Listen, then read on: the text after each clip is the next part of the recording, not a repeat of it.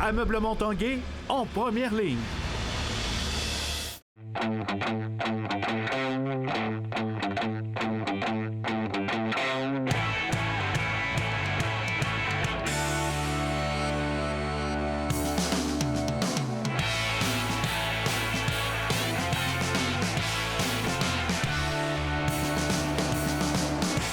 Salut, ici Jonathan Fournier, je vous souhaite la bienvenue à l'Esprit sportif. Aujourd'hui à l'émission, des activités hivernales au Sentier du Moulin. On vous parle également d'un homme qui a marqué l'histoire du tennis à Québec. Il y a aussi le champion du Super Bowl, Laurent Duvernay-Tardy, qui était de passage à Québec. Mais tout d'abord, parlons des Remparts de Québec. Ils étaient en action ce soir au Centre Vidéotron face aux Cataractes de Shawinigan. Voici comment les hommes de Patrick Roy se sont débrouillés. Les Remparts affrontent les Cataractes au Centre Vidéotron. Les deux équipes sont au bas du classement général de la LHJMQ. Québec est au 15e rang et Shawinigan en 13e position. Début de première période, les Remparts profitent d'un avantage numérique. Hunter Holmes frappe à la porte, mais le gardien Antoine Coulombe est à sa place. Sur la même séquence, c'est Théo Rochette qui a le temps de bien viser de la pointe. Il lance, c'est bien placé. Premier but Remparts, c'est 1-0. Avec 49 secondes à faire en première période, Xavier Bourgault des Cataractes se retrouve seul devant le filet. Il tire. Côté Cazenave fait l'arrêt, mais la rondelle bondit sur la baie vitrée et revient devant le filet. Bourgault l'attrape au vol, il compte, mais est-ce que le bâton était trop haut? On révise le jeu, pas de but, toujours 1-0 les Remparts, mais pas pour longtemps. Quelques secondes plus tard, Thomas Caron bat de vitesse le défenseur adverse et lance en déséquilibre. La rondelle pénètre dans le filet. 2-0 Québec et les joueurs de Shawinigan ne sont pas contents de leur première période. Un peu plus tard, mise au jeu rapide dans le territoire de Shawinigan. Hunter Holmes, dans l'enclave, fait dévier le tir de Thomas Caron. 3-0 Remparts. Fin de deuxième, le rapide James Malatesta travaille pour s'échapper, mais le défenseur Marc-Antoine Pépin le fait trébucher devant le filet. On aura droit à un lancer de punition. Maintenant, le joueur des Remparts a tout le temps dont il a besoin. Il déjoue le gardien presque facilement. Le 23e but de James Malatesta, c'est déjà 4-0 Québec. James Malatesta! 38 secondes plus tard, Théo Rochette contrôle en zone ennemie. Il sort du coin et bat le gardien des Cataractes. Les joueurs de Shawinigan l'ont totalement laissé travailler. C'est 5-0 Remparts en fin de deuxième. Début de troisième, Darren Kelb se retrouve fin seul en zone adverse, mais le gardien Coulombe sort la jambière. La soirée de l'ancien des Chevaliers de Lévis ne va pas bien, mais n'est pas encore terminée. 7 minutes à faire en troisième. Charles Baudouin des Cataractes se faufile dans la zone des Remparts. Il lance. Bel arrêt de Tristan Côté-Cazeneuve. Le gardien côté Cazenave conserve son blanchissage, son deuxième dans l'uniforme des Remparts. Victoire de Québec 5-0 au Centre Vidéotron devant un peu plus de 10 200 spectateurs, dont quelques joueurs de hockey, puis oui. Le champion du Super Bowl, Laurent Duvernay-Tardif, était de passage à Québec aujourd'hui dans le cadre de la collecte de sang de l'Université Laval. Le premier joueur de la NFL québécois à soulever le trophée Vince Lombardi en a profité pour rencontrer quelques supporters rassemblés. On m'avait dit dans le vestiaire à Kansas City que le Super Bowl, ça changeait une vie. Puis au début, j'étais un peu sceptique, mais avec le temps, je me rends compte que c'est vrai. Ça a vraiment créé un engouement au Québec. Puis les gens sont fiers. C'est vraiment un honneur pour moi d'avoir représenté le Québec puis le Canada au Super Bowl. Mon défi à moi, c'est d'en profiter, mais aussi d'utiliser la tribune que le Super Bowl m'a donnée pour promouvoir les projets et les valeurs qui me sont chères avec ma fondation, la Fondation Laurent Duvernay-Tardif. Puis si je peux influencer le plus de jeunes possible à travers cette aventure-là, bien, ça sera mission accomplie. En après-midi, Laurent Duvernay-Tardy a été chaudement applaudi par les élus de l'Assemblée nationale avant de recevoir la médaille d'honneur. J'ai le plaisir, Laurent Duvernay-Tardif, de vous remettre la médaille d'honneur de l'Assemblée nationale. Bravo à vous. Bravo.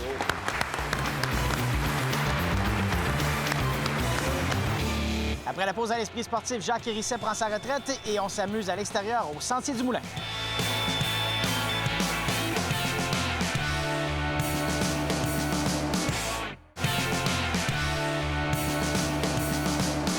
La grande région de la Jacques-Cartier regorge d'activités extérieures, été comme hiver. Et la semaine dernière, nous nous sommes rendus au Sentier du Moulin de Lac-Beauport, un endroit de plus en plus fréquenté pour ses activités hivernales. Après le ski de fond et la raquette, on peut désormais pratiquer le ski hors-piste et le fat bike.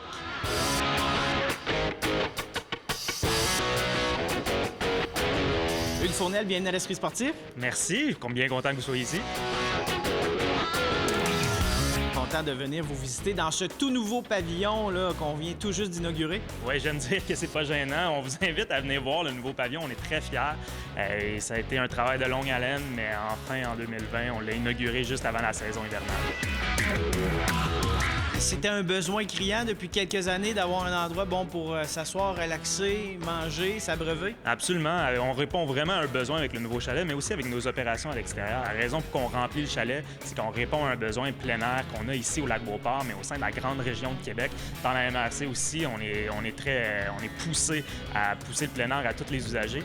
Puis on a 4 sports. On a le ski de fond, on a le fat bike, on a la raquette et le petit nouveau, le ski hors-piste aussi, dont on en est très fiers. C'est quand même une tendance. Les gens, on sent qu'ils sortent plus de chez eux, qu'ils ont envie de profiter du grand air, qu'ils ont envie de décrocher du quotidien, de vraiment prendre soin d'eux finalement, puis de faire du sport à l'extérieur. Puis on est chanceux, là, vraiment, à 20 minutes de Québec, chez nous, c'est possible de le faire avec une tonne d'activités. Le ski hors-piste, c'est quoi? C'est une montée d'ascension en ski alpin, mais qu'on peut mettre entre guillemets touring. On met des pots de phoque en dessous des skis. On décroche les skis en arrière, fait que c'est des équipements très spécifiques. On en loue ici au Sentier du Moulin aussi. On monte, on fait l'ascension par nous-mêmes en haut de notre montagne à nous. Et après ça, on clip, on enlève les pots et on descend dans un secteur qui a été balisé sécuritairement. On a clairsemé plus que 33 % de la forêt pour que ça soit très sécuritaire. Au niveau des snowboarders, on a des planches divisibles qu'on appelle communément splitboard, où que la planche va vraiment se séparer, puis là, ça va être le même principe. On va refixer l'équipement une fois en haut là, pour faire sa descente. On arrive à la fin, puis si on veut, c'est soit qu'on vient à l'accueil prendre un bon chocolat chaud à la buvette du moulin, ou on remet les pots en dessous des skis, puis on peut remonter pour faire une deuxième ascension et une deuxième descente. De monter tranquillement, de descendre dans leur piste. Il y a ici qu'il y en a, il y a aussi au Parc national de la Jacques-Cartier qui est possible d'en faire. Donc ça, c'est vraiment un sport là, qui prend de l'ampleur. Puis le fat bike aussi, là, très, très populaire. Au niveau du fat bike, une particularité, nous, au Sentier du Moulin, c'est qu'on a des sentiers de niveau intermédiaire et avancé. Donc, c'est quand même pour une clientèle qui va avoir quand même un bon cardio ou qui est quand même habitué en vélo de montagne. On a des vélos en location, on en a plusieurs. On a un partenariat avec Garneau. Puis, ce que je vous recommande si vous voulez essayer ça, c'est vraiment d'attendre quelques jours sans neige pour avoir des conditions idéales. Effectivement, plus la surface va être dure, mieux ça va aller, plus ça va être facile. C'est quand même un défi, l'entretien du fat bike. Puis on a une équipe des employés, des bénévoles qui font un gros travail là-dessus pour justement maintenir ça le plus possible pour après les tempêtes qu'on roule le plus vite possible. On a vraiment une piste qui est prête, qui fait 1,5 km là, proche de l'accueil. Puis après ça, on s'en va vraiment jouer dans la montagne. On peut aller jusqu'à 200 mètres là, de dénivelé. C'est quand même assez accessible comme sport. Puis si on tombe, normalement, on ne se fera pas vraiment mal dans la neige, ce qui est un avantage.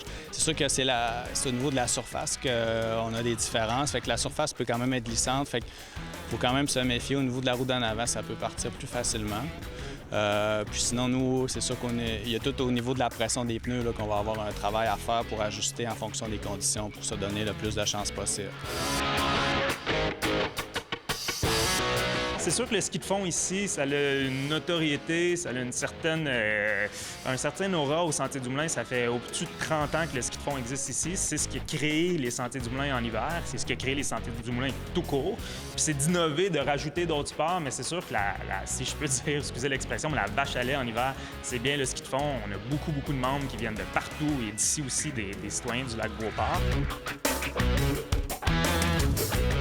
Une équipe qui est très passionnée. C'est ce qui fait la force des Sentiers du Moulin, je crois, c'est que l'équipe qui est en place ici, été comme hiver, on est excessivement passionnés par le plein air. On est des utilisateurs aussi de la montagne. Puis on voit ça fait une différence immense lorsqu'on se prépare à travailler dans les opérations. Croyez-moi, on a beaucoup de projets été comme hiver qui vont, dans les prochains mois, dans les prochaines années, vous allez suivre l'innovation. On continue toujours à vouloir se développer pour offrir le meilleur service à la clientèle puis aux citoyens du Lac-Beauport. Merci de l'accueil aujourd'hui. Merci.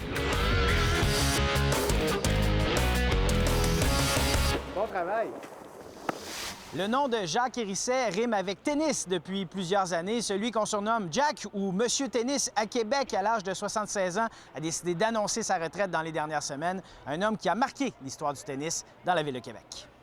Sereinement, je trouvais que la décision était bonne, que c'était le temps de la prendre. À 76 ans, Jacques Hérisset a le sentiment du devoir accompli. On se dit, on est des moyens losers, on n'a jamais eu de champion du monde, jusqu'à temps que Félix arrive. Mais par contre, on a eu des champions dans la vie. Et sa vie, il l'a consacrée au tennis, en fondant notamment l'Académie Hérisset-Bordelot et le tournoi de tennis professionnel féminin de Québec qui aura existé 26 ans, de 1993 à 2018. Si on revient en arrière, on peut revenir à Québec 2002. C'était aussi passionnant puis formateur pour un bonhomme comme moi. Administrateur, Jacques Hérisset a aussi été le meilleur joueur de tennis à Québec au début des années 70, alors qu'il avait côtoyé ici quelques-uns des grands comme Rod Laver, Jimmy Connors et Arthur Ashe, qui venaient aux internationaux de tennis à Québec. Puis, demandé pendant le tournoi, Arthur Ashe, qui était un des meilleurs au monde, était venu à Québec pour jouer le tournoi. Et puis là, on lui avait dit, bien, pour faire nérer tes raquettes, c'est Jack Hérisset à sa boutique. Et Arthur Ashe ne s'était pas limité à la boutique d'Hérisset. Il voulait qu'on les pèse pour voir laquelle était... On traverse la rue Maguire à Sillery, on va chez le boucher. Arthur Ashe, avec son trench, ses raquettes sous le bras, on travers le boucher, lui dit, c'est qui ça? Puis c'est quoi que ça? Il était en train de peser ses raquettes sur la balance. Il a même échangé quelques balles avec lui. Il m'amenait, parce qu'à l'époque, j'étais probablement encore numéro 1 à Québec. Il m'amène là-bas, puis pratiquer avec. Alors, et je coachais Richard et Régent à l'époque. Richard et Régent, c'est Richard Legendre et Régent Genois.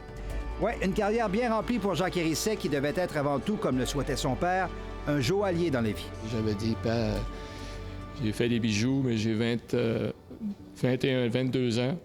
Puis de travailler sur des petits diamants là, où j'en perds presque la vue.